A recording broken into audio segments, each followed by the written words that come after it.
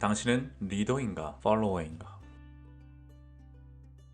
연구에 따르면 인간은 무리 생활의 강점을 이용해서 성공적으로 살아남을 수 있었다고 합니다. 다른 포식동물에 비해서 한 객체의 힘은 비교가 불가능할 정도로 연약하지만 무리를 이루어서 다른 동물들을 성공적으로 사냥할 수 있었습니다. 그렇게 발전해서 지금은 지구를 지배하는 동물이 되었죠. 무리가 유지되려면 모두가 동등한 위치여서는 안 됩니다.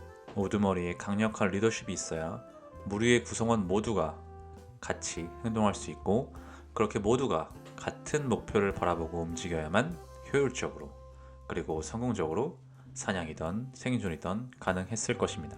지금의 동물 세계에서 볼 수 있듯이 아마도 처음에는 가장 강력한 무력을 가지고 있는 수컷이 리더의 역할을 맡게 되었겠죠. 하지만 신체적 강인함은 시간에 따라 약해지기 마련이고 더욱 강력한 젊은 객체에게 밀려날 수밖에 없게 되겠습니다. 리더가 자주 교체되는 것은 무리의 발전을 저해하는 요소가 될 수 있을 것이고, 지능이 발달함에 따라서 신체적 강인함이 없어도 리더가 될 수 있는 방법을 찾게 되었을 것입니다. 세상을 오래 산 노인의 경험이 굉장히 중요했던 시기도 있었을 것이고, 신의 목소리를 들을 수 있었다고 주장했던 자들이 리더였었던 시기도 있었을 것입니다. 그렇게 점점 무리의 누군가가 새로운 리더가 되는 것은 어려운 일이 되어 갔을 것 같아요. 하지만 이렇게 안정을 찾기 이전에는 리더가 되고 싶은 사람은 목숨을 걸고 리더와 싸워야 했을 것이고, 리더는 자신의 위치를 위협하는 자들을 없애야만 했을 것입니다. 리더는 아니지만 리더의 기질을 가지고 있는 사람들이 죽을 확률은 그저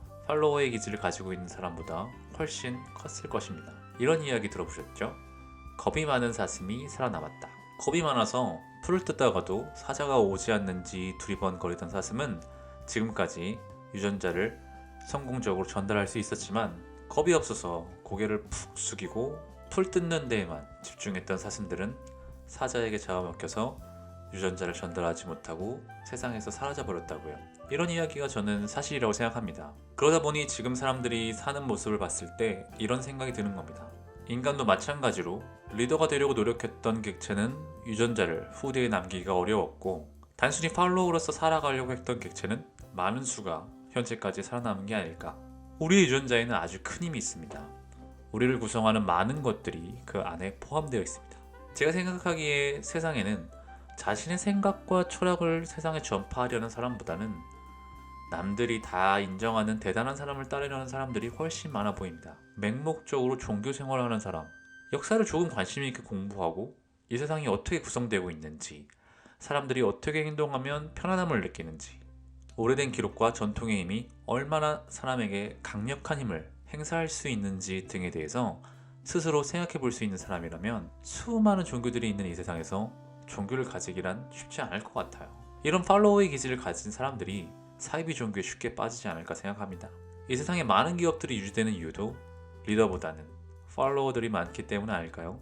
물론 사람의 기질 하나로 결정되는 문제는 아니겠으나, 단순히 안정적이라는 이유로 남의 일을 대신하는 일에 거의 평생을 바치게 된다는 것은 이해하기 어렵습니다. 리더가 되지 못한 팔로워의 최후는 결국 치킨집의 리더가 되는 것입니다. 제가 이야기하고 싶은 것은 리더가 되고 싶은 욕구가 있는 사람이 리스크가 있었던 시대는 지났다는 것입니다. 이제는 리더가 되고 싶다고 해서 목숨을 걸고 싸울 필요가 없습니다. 누구나 리더가 되기 위해서 노력할 수 있습니다. 적어도 자기 인생의 리더는 되어야만 행복한 삶을 살 수 있을 것이라고 생각합니다. 우리의 유전자는 아직 팔로워의 기질을 가지고 있을지 모르겠으나, 이제 우리는 이성적으로 생각해서 무엇이 나에게 좋은 것인지 판단할 수 있습니다. 이성적 진화. 저는 이것을 이렇게 부르기로 했습니다.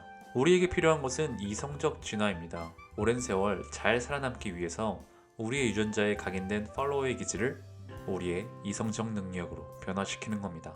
물론 팔로워의 삶이 좋으신 분들은 그대로 행복하게 사시면 됩니다. 하지만 리더가 되고 싶은 마음은 큰데 위험을 감수하는 것이 너무 두려운 분들이 있습니다. 우리의 유전자에 각인되어 있는 그 두려움은 너무나 강력하게 우리의 행동을 제약합니다. 하지만 우리는 할 수 있습니다. 이성적으로 깊게 생각하는 겁니다. 이제는 목숨을 걸지 않아도 됩니다. 걸어야 하는 것은 시간을 투자해야만 가질 수 있는 돈이죠. 결국 리스크는 시간뿐이라는 겁니다. 두려워하지 마시고 자신의 인생의 리더가 되시길 바랍니다. 감사합니다. 오늘도 행복한 하루 되세요.